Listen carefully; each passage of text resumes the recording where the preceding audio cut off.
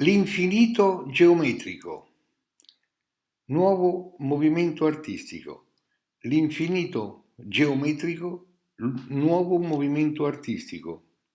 Oggi, 24 maggio, io, Serafino Massoni, annuncio la nascita del nuovo movimento artistico denominato l'infinito geometrico. Io, Serafino Massoni, e la pittrice Milena Rigolli. Il programma di questo nuovo movimento artistico, intitolato L'infinito geometrico, è tutto ben delineato nell'opera della pittrice Milena Rigolli, intitolata Geometrical Painting, un'opera scritta in lingua italiana e tradotta in lingua inglese.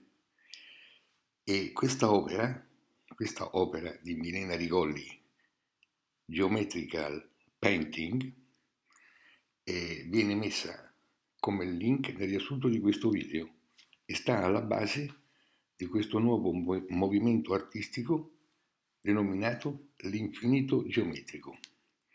Io, Serafino Massoni, a nome mio personale e a nome della pittrice Milena Rigolli, affido questo video a due editori. L'editore Ugo Falace del Centro Leonardo di Genova, che è l'editore dell'opera Geometrical Painting, e all'editore Domenico Polito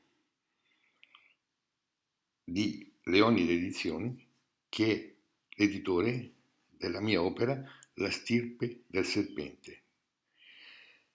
Io e la pittrice Milena Rigolli preghiamo gli editori Ugo Falace del Centro Leonardo di Genova e Domenico Polito di Leonide Edizioni di custodire questo video come sorta di garanzia, come copyright per la nascita di questo nuovo movimento artistico denominato l'infinito geometrico.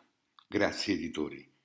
A voi e a tutti tanti cari saluti da Serafino Massoni.